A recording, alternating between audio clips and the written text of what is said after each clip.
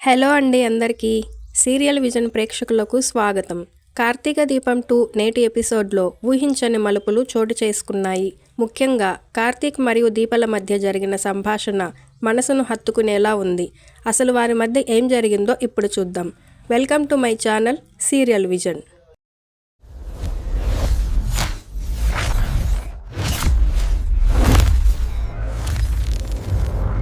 దీప మరియు కార్తీక్ల ఎమోషనల్ సంభాషణ. నేటి ఎపిసోడ్లో దీప చాలా ఆందోళనగా కనిపిస్తుంది. సుమిత్రమ్మ గారి ఆరోగ్యం గురించి, పుట్టబోయే బిడ్డ గురించి అత్తయ్య గారితో మాట్లాడమని కార్తీక్ను కోరుతుంది. బావా, మీరైనా అత్తయ్యతో మాట్లాడండి, పుట్టబోయే బిడ్డ మీద ఆశలు పెట్టుకోవద్దని చెప్పండి అంటూ దీప కన్నీళ్లు పెట్టుకుంటుంది. అత్తయ్య గారి ముఖం చూసి ఈ చేదు నిజాన్ని తాను చెప్పలేనని దీప వాపోతుంది. దీప మాటలకు కార్తీక్ ఎంతో కుమిలిపోతాడు. నా వల్ల కాదు దీప, అమ్మ ఎన్నో కలలు కంటోంది, ఆ కలలన్నీ అబద్ధం అని నేనెలా చెప్పగలను అని ప్రశ్నిస్తాడు. ఆపరేషన్ తర్వాత బిడ్డ బతికే అవకాశం లేదని డాక్టర్ హారిక చెప్పిన విషయాన్ని కార్తీక్ గుర్తు చేసుకొని ఎంతో వేదనకు గురవుతాడు.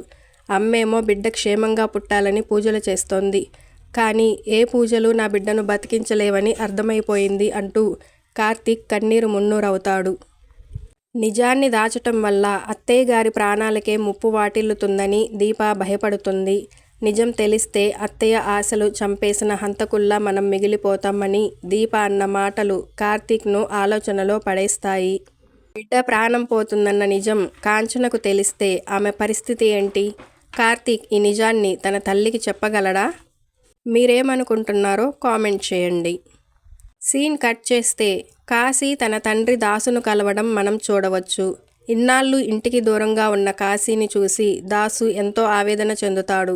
తన కొడుకు జీవితం కోసం ఏమీ చేయలేని చేతగాని తండ్రిని అయిపోయినని దాసు బాధపడుతుంటే కాశీ మాత్రం తన తండ్రిని ఓదారుస్తాడు. గతంలో తండ్రిని అన్న మాటలకు క్షమించమని వేడుకుంటూ ప్రస్తుతం స్వప్నతో విడాకులు వద్దని, ఆమెతో కలిసి ఉండాలని ప్రయత్నిస్తున్నట్లు చెప్పాడు. పెద్దలు చేసిన పాపాలు పిల్లలకు తగులుతాయని, అందుకే తన పిల్లల జీవితాలు ఇలా తయారయ్యాని దాసు అనటం ఇక్కడ గమనార్హం. కాశీ మరియు దాసుల మధ్య సంభాషణ మరింత ఆసక్తికరంగా మారుతుంది. ఇక్కడ దాసు మాటల్లో ఒక పెద్ద రహస్యం దాగి ఉన్నట్లు కాశీకి అర్థమవుతుంది. పారిజాతం గారు చేసిన పాపం వల్లే తన పిల్లల జీవితాలు నాశనమయ్యాయని దాసు అంటాడు. అది విన్న కాశీ, నాన్నమ్మ ఏం పాపం చేసింది అంటే నాకు తోడబుట్టిన వారు ఎవరైనా ఉన్నారా అని నిలదీస్తాడు. కాశీ ప్రశ్నలకు దాసు తడబడతాడు. మాట వరుసకు అలా అన్నానని, స్వప్నను కూడా కలుపుకొని పిల్లలు అన్నానని సర్ది చెప్పే ప్రయత్నం చేస్తాడు. కానీ కాశీకి అనుమానం వస్తుంది. ఏదో పెద్ద నిజం దాస్తున్నాడని Kashi గ్రహిస్తాడు.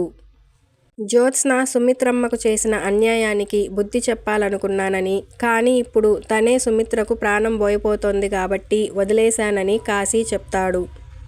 సుమిత్రమ్మకు Jyotsna bone marrow match అయిందని కాశీ చెప్పినప్పుడు దాసు ముఖంలో ఆశ్చర్యం కనిపిస్తుంది. జ్యోత్స్న అసలు సుమిత్రమ్మ కూతురే కానప్పుడు శాంపిల్స్ ఎలా మ్యాచ్ అయ్యాయనేది ఇక్కడ అసలైన ట్విస్ట్.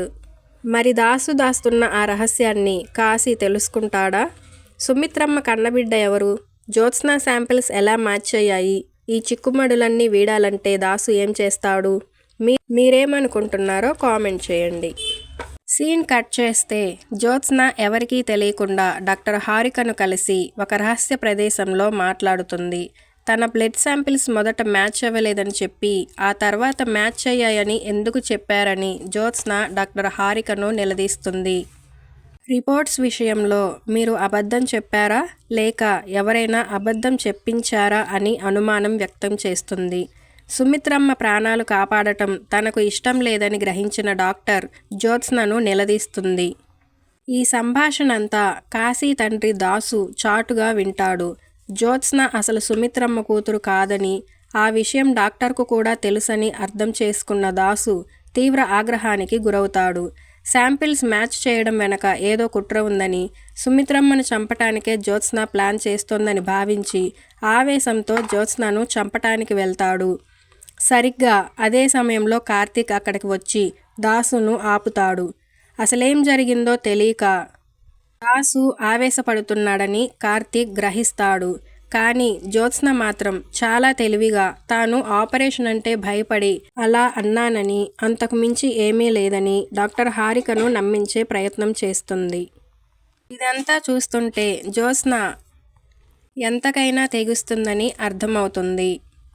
మరి దాసు ఈ నిజాన్ని అందరికీ చెప్పగలడా? రాబోయే మలుపుల కోసం చూస్తూనే ఉండండి. మరోవైపు దీప ఇంట్లో శౌర్య టిఫిన్ చేస్తూ ఉండగా అనసూయమ్మ గారు వేసిన బోండాలు బాగోలేవని శౌర్య ఆట పట్టిస్తూ ఉంటుంది. అదే సమయంలో శ్రీధర్ అక్కడికి వస్తాడు. తన భార్య కావేరి దీప కోసం స్వీట్లు చేసి పంపిందని, ఆఫీస్కు వెళ్తూ ఇచ్చి వెళ్దామని వచ్చానని చెబుతాడు. శ్రీధర్ తెచ్చిన స్వీట్లు తినటానికి కాంచన నిరాకరిస్తుంది. మా అమ్మతో మాట్లాడటం లేదని, అందుకే కోపంగా ఉందని అమాయకంగా అనటం అక్కడ అందరినీ ఆలోచనలో పడేస్తుంది. శ్రీధర్ దీప దగ్గరకు వెళ్ళి, నేను మీ మామయ్యను, నీ మంచి కోరుకునేవాడిని అంటూ ఎంతో ప్రేమగా మాట్లాడతాడు. కడుపుతో ఉన్న ఆడవాళ్ళు ఇష్టమైనవి తినాలని, అందుకే ఈ స్వీట్లు స్వయంగా చేయించి తెచ్చానని చెబుతాడు.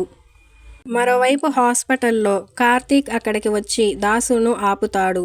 జ్యోత్స్న సుమిత్రమ్మ కూతురు కాదని, శాంపిల్స్ మార్చవడం వెనక పెద్ద మోసం ఉందని కార్తీక్కు చెప్పడానికి దాసు ప్రయత్నిస్తాడు.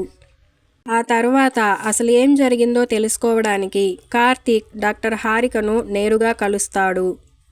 జ్యోత్స్న తన తప్పు ఎక్కడ బయటపడుతుందో అని భయపడి నాతో మాట్లాడటానికి వచ్చిందని, నేనొచ్చిన విషయం ఎవరికీ చెప్పకండి అని చెప్పిందని డాక్టర్ హారిక కార్తీక్ మరియు దాసులతో చెప్తుంది. జ్యోత్స్న బ్లడ్ శాంపిల్స్ మ్యాచ్ అవ్వటం అనుకున్న అసలు సీక్రెట్ ఏంటి? డాక్టర్ హారిక జ్యోత్స్నకు ఎందుకు సపోర్ట్ చేస్తుందో దాసు తెలుసుకుంటాడా? ఈ రహస్యాలన్నీ తర్వాత ఎపిసోడ్లో రివీల్ కానున్నాయి. మరిన్ని అప్డేట్స్ కోసం మా సీరియల్ విజన్ ఛానల్ని చూస్తూనే ఉండండి. వీడియో నచ్చితే తప్పకుండా లైక్ చేయండి మరియు మీ ఫ్రెండ్స్ అండ్ ఫ్యామిలీ మెంబర్స్కి షేర్ చేయండి. Thank you.